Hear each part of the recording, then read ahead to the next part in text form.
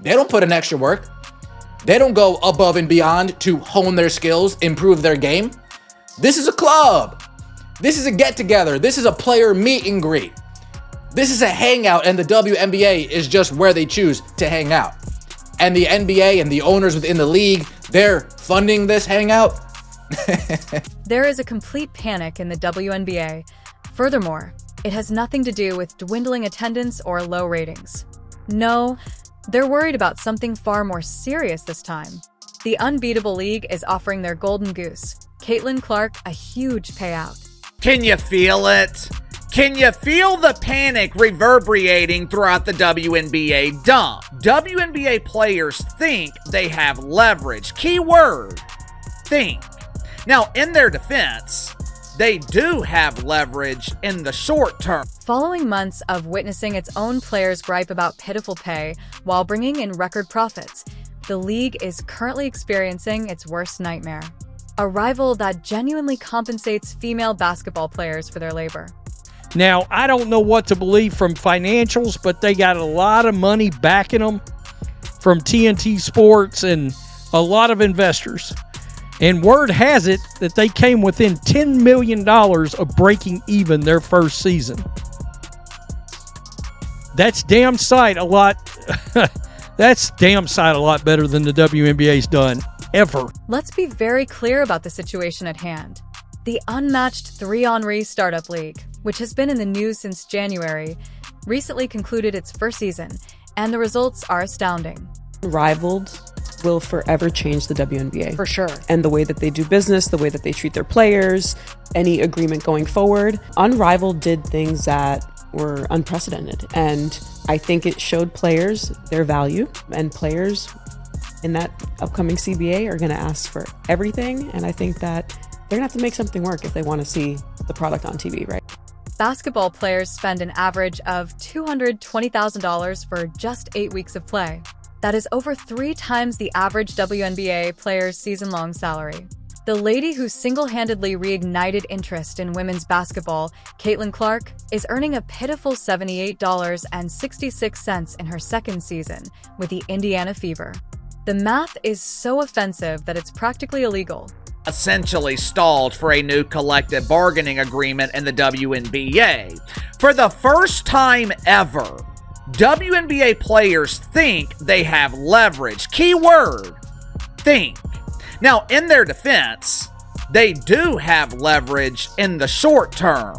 The problem is, if this short-term leverage is used and the 2026 WNBA season is canceled, it could have devastating long-term impacts on pretend basketball. This is where things start to become very interesting, though. Being unrivaled is more than just a pastime. They are well aware of their actions. League President Alex Bazel stated that after their first season surpassed all of their financial forecasts, player salaries will rise even further in 2026. In its first year, the league made almost $27 million, almost breaking even at a time when most new leagues lose millions. And now that they're returning for round 2, they have their sights set on the one player who may turn them from a fruitful experiment into a real danger to the WNBA's hegemony. I'm wondering, will the WNBA get within $10 million this season? I kind of doubt it, considering Caitlin Clark's missed, 13, 14 games or something like that? We saw ticket prices plummeted. We know the ratings have gone down in games that she's not involved with, which has drove the ratings down across the league. So I don't know. Would you kindly subscribe if you're enjoying? It is impossible to hide the WNBA players' desperation. Each participant wore a black t-shirt that said, "Pay us what you owe us," as they took the court for the 2025 All-Star Game in Indianapolis. The largest turnout in league history, more than 40 players attended a heated meeting with league executives.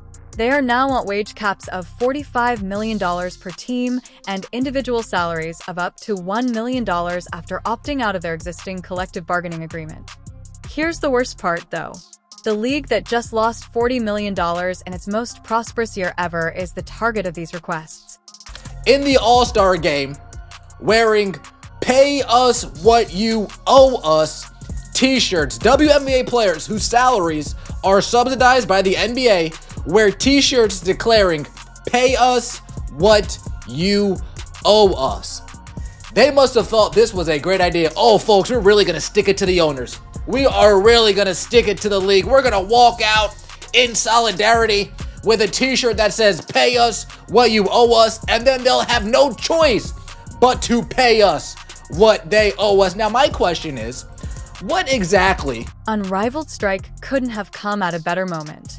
Unrivaled is demonstrating that women's basketball can be successful while paying players what they are due, whereas WNBA players are pleading for scraps from a bankrupt league. It's embarrassing how stark the contrast is.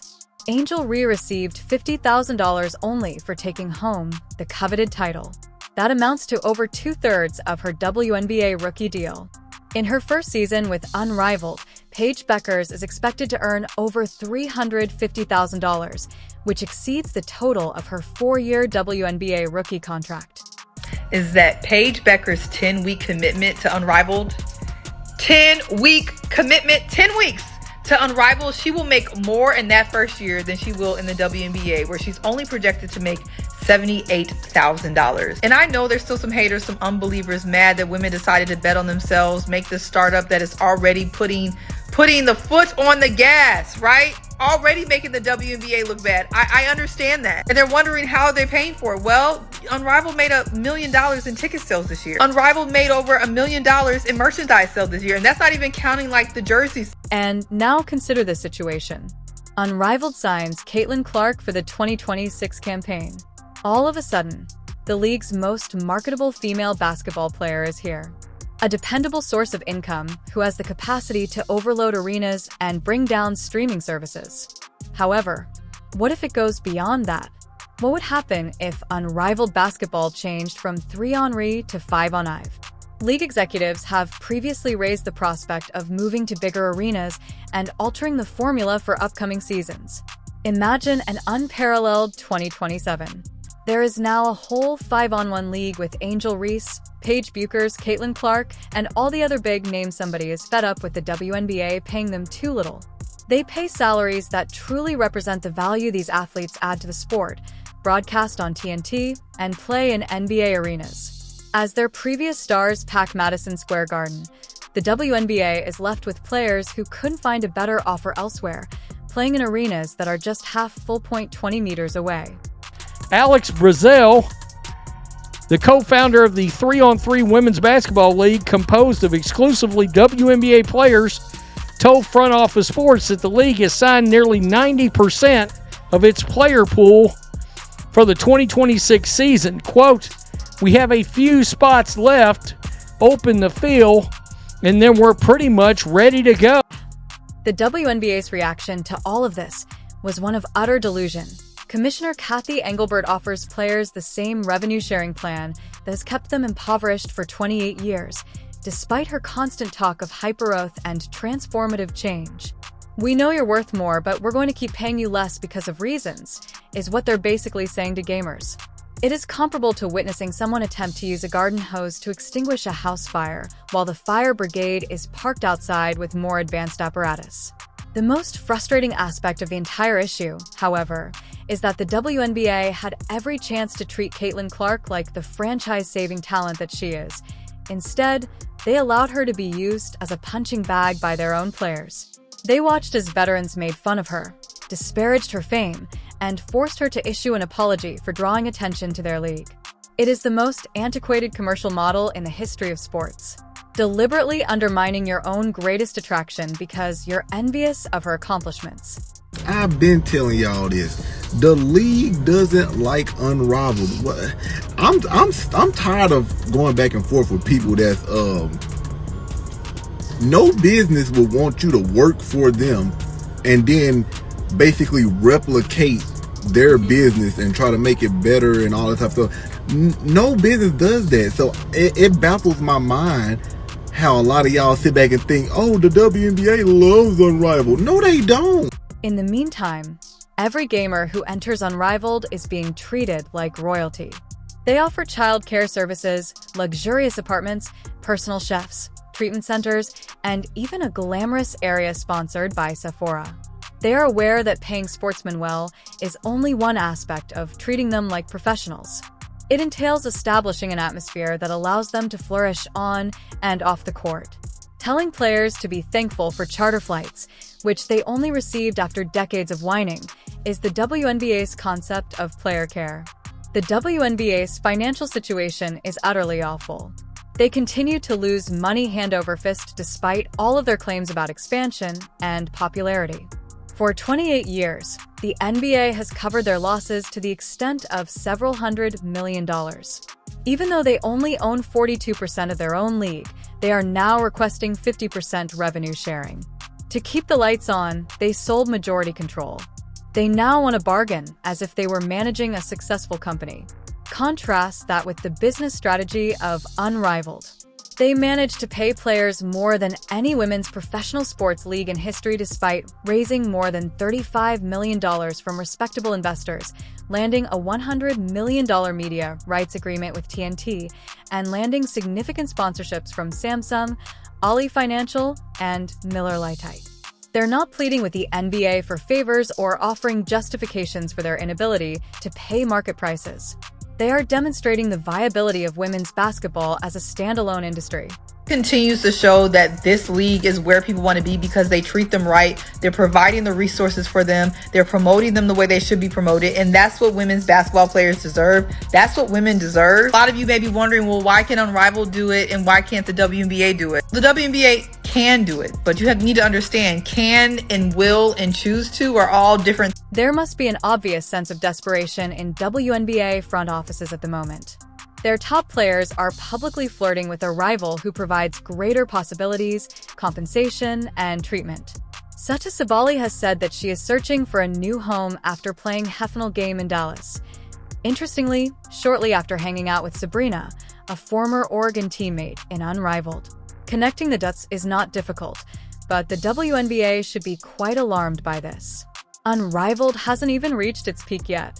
They still lack A.L. Wilson, Caitlin Clark, and a number of other megastars who could completely change them in a single day. Even without the greatest draws in the league, they are already thriving. Consider what occurs when they begin to recruit players that have the ability to quadruple product sales and double television ratings on their own. The WNBA's collective bargaining agreement is nearing its expiration date. They risk the first work stoppage in league history if they don't come to an agreement with players by October. Furthermore, they are no longer only negotiating against their own players. They're up against a league that has already demonstrated that it can accomplish what the WNBA says isn't possible. Women's basketball players should be compensated like professionals. Unrivaled is making moves. Unrivaled is making moves, and they making them in a major way, y'all. They are making moves in a major way. Unrivaled announced the signings of look, they're going and getting the young, popping, upcoming talent. WNBA, y'all better figure something out. Y'all better figure something out. Unrivaled is making moves. We already see the players talking about they are willing to strike. They want what they want. Pay us what you. The most significant aspect of this entire story is that even WNBA legends are beginning to doubt the league's strategy. During the All-Star game, players wearing "Pay us what you owe us" jerseys caused the audience to yell, "Pay them," while Commissioner Angelberg attempted to give out prizes. The fans understand. The players understand. The league's administrators appear to be the only ones who lack a fundamental understanding of economics. Not to be overlooked in all of this is the Caitlin Clark component. All of the information supports what everyone with working eyes already knew. By a huge margin, she is the WNBA's top attraction. Fever games often draw 1.81 million viewers when she's well. When she is hurt, that figure falls to 847,000, a 53% decrease that ought to prompt all WNBA executives to attend emergency meetings. She is indispensable in addition to being well-liked. What exactly motivates her to remain faithful to a league that treated her like a monster when Unrivaled approaches with an offer that far exceeds her WNBA salary? The WNBA appeared shocked when people began speculating that she could be better suited elsewhere after spending her whole rookie season permitting veterans to verbally and physically attack their own meal ticket. Executives would be dismissed for this kind of organizational malpractice in any other sector. Now, the WNBA has allowed players to play in off-season leagues for however long because they know that they are not paying them high enough salaries. Now, the goal of all the WNBA players, including Nafisa and Stewie, which is why they started Unrivaled, is to be able to pay the players more, give them livable wages, make it so they didn't have to go overseas, and I commend them for that. I think it's fantastic what they did with. The lovely irony is that two WNBA veterans, Nafisa Collier and Brianna Stewart, co-founded Unrivaled because they were fed up with the league's justifications and wanted to create something better. They didn't ask for handouts or wait for approval. They collected money, got media partnerships, and established a league that genuinely cares about its players. It's the epitome of entrepreneurship. Additionally, it is making the WNBA appear to be a holdover from a bygone era. There is more than just conjecture behind the move to bigger arenas and 5-on-5 play.